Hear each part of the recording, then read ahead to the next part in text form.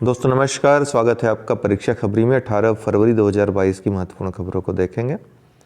नव भारत साक्षरता कार्यक्रम 2022 से 2027।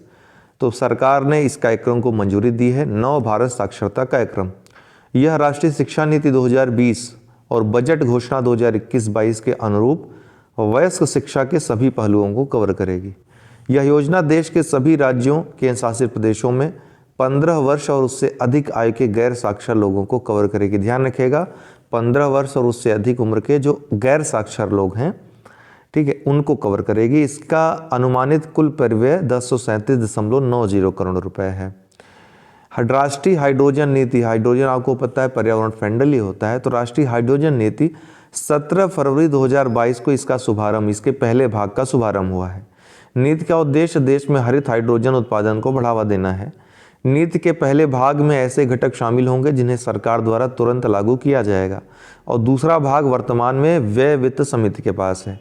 कुनस्युम योजना, ये लद्दाख स्वायत्त पहाड़ी विकास परिषद LAHDC लेह ने दिव्यांगजनों के लिए कुनस्युम योजना शुरू की है। तो ये दिव्यांगजनों के लिए शुरू योजना है कुनस्युम, जिसका अर्थ होता है सभी के लिए समान, सभी के लिए न्याययुक्त और लक्ष्य समावेशी तथा अभिगम्य लद्दाख। योजना के तहत 28 ट्राई स्कूटर, बैटरी चालित व्हील चेयर, चलने में सहायक उपकरण और व्यक्तियों की विशेष जरूरतों के लिए आवश्यक अन्य उपकरण वितरित किए गए। सौभाग्य योजना, सौर विद्युतीकरण योजना में राजस्थान अव्वल। तो पूछ सकता है कौन सा राज्य अव्वल रहा, तो राजस्थान। सौभाग्य योजना के तहत राजस्थान में सौर आधारित स्टैंड अलोन सिस्टम के माध्यम से विद्युतीकृत घरों की अधिकतम संख्या है। हिमाचल प्रदेश और सिक्किम के पहाड़ी राज्यों और केंद्र शासित प्रदेश जम्मू और कश्मीर में पहल के तहत 0 लाभार्थी, तो मतलब एक भी लाभार्थी यहाँ पर नहीं थे। सौभाग्य योजना के तहत पिछले वर्ष 31 मार्च तक 2.817 करोड़ घरों का विद्युतीकरण किया गया था, जिसमें सौर आधारित स्टैंड अलोन सिस्टम के माध्यम से 4.16 लाख घरों का विद्युतीकरण किया गया था।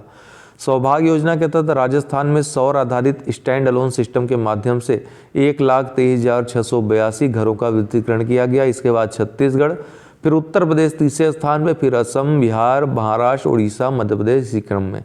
बिजली मंत्री RK सिंह ने लोकसभा को यह बात बताई। डार्कथॉन 2022, डार्क से यहाँ मतलब है डार्कनेट से। डार्कनेट एक बड़ी समस्या आज विश्व की अगर इंटरनेट से जुड़ी है तो देखते हैं, डार्कनेट सबसे बड़ी समस्या है। विभिन्न प्रकार के अपराध, चाहे वो चाइल्ड पोर्नोग्राफी हो या फिर जो तस्करी हो रही है, मानव तस्करी से लेकर के हथियार तस्करी तक, इसके माध्यम से संपन्न किया जा रहा है। तो आपको बता दूं कि इंटरनेट की दुनिया में जहाँ पर उपयोग के लिए गूगल और मोजिला, फायरबॉक्स और तमाम तरह के ब्राउज़र हैं जहाँ पे सार्वजनिक पहुँच है सबकी, कोई भी वहाँ पर जा कर के देख सकता है, सर्च कर सकता है, सर्फ कर सकता है।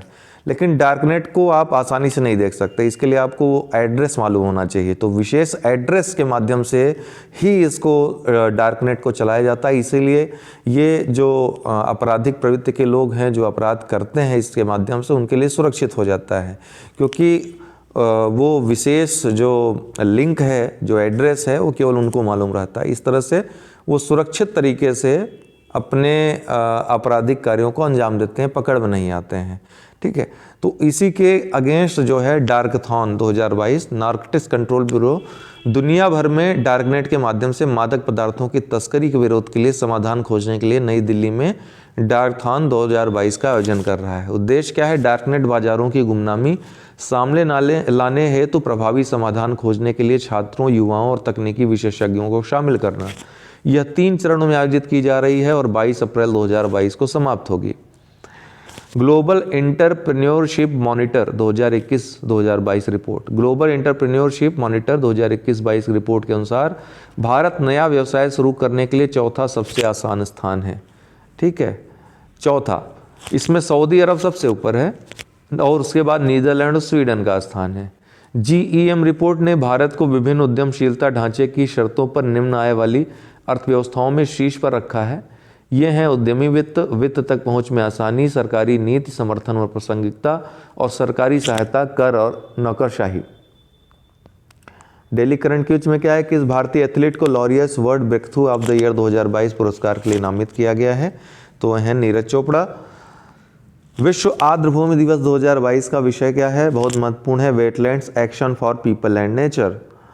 समाचारों में देखा जाने वाला UNCITRAL यूएन एजेंसी के क्षेत्र से जुड़ी हुई है, तो ये दिवाला इंसॉल्वेंसी से जुड़ी हुई है। मास्टर सेक्शन में टाटा स्टील शतरंज टूर्नामेंट 2022 किस खिलाड़ी ने जीता है? तो ये मैग्नस कार्लसन ने जीता है। ठीक है।